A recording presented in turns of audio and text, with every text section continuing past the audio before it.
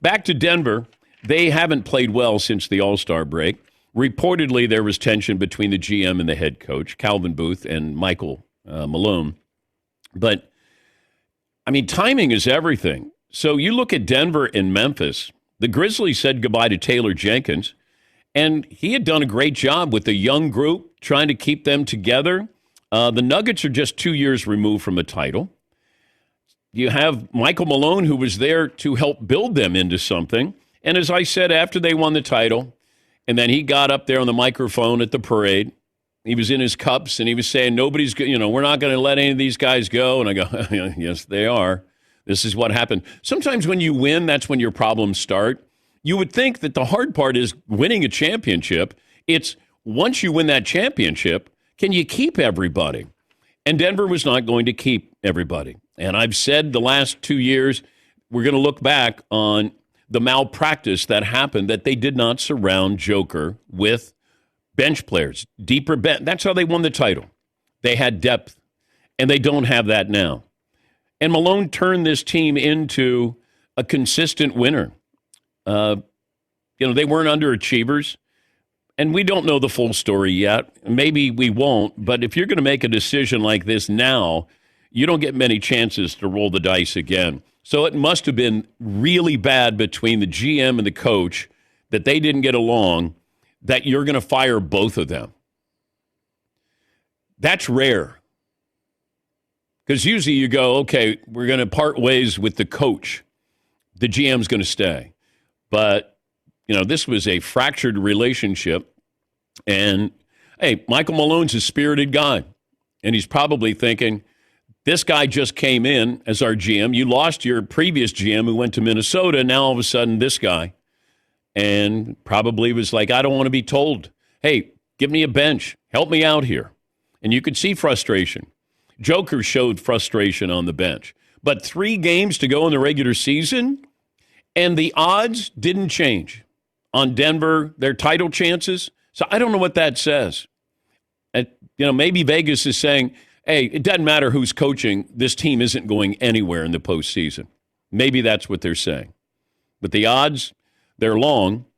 But I don't know if people looked at Denver and said, you know what? They can win this thing. It feels like that we've given credence to the Lakers winning, Golden State winning, and OKC winning.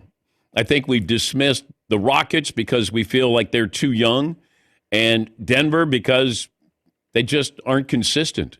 You have the best player in the game, but they're nowhere near what they were. Now, maybe you're going, this will spark them. Well, here is the owner of the Denver Nuggets, Josh Kroenke, on the timing of the firings. Outside of the decision, there was thinking around 2 separate things, involving with the timing of it all. I think that, the awkwardness of the timing with only 3 games left and then the playoffs looming. But, it came down to 2 factors. One, I have a complete belief and trust in our group of players that are in there. And I have complete trust and belief in our assistant coaches and their ability to step up into different roles. And maybe if their voices are a little louder in certain areas, maybe they can squeeze some of that juice that I've been talking about. Okay. Good luck with that. They're just not they're not a formidable team. Now, can they have moments? Sure. But I'm curious. And, Joker has 2 more years, and then I think there's an option. So it's around 55, 57, 59 million over the next 3 years. And then I saw there's already odds on his next team. Take a guess. The odds that came out yesterday, the team that, Jokic is going to end up with. Yes, Paulie. The Dallas Cowboys. I'm joking because they're going to go to the one that gets clicks. No, it would be the Lakers. That's the one that gets clicks. I know. Yes. So it's the Lakers. And then the other one is, I think it's a home team back in Serbia. The odds for his next team, believe it or not. But, and then I was told that he wasn't told that they were firing Michael Malone. I don't know how that's possible. Do I think that LeBron James didn't know Anthony Davis was going to be traded? I'm going to guess they ran it by him. Joker, I mean, this might be an impulsive move by ownership where they just go, you know what? I'm tired of dealing with this.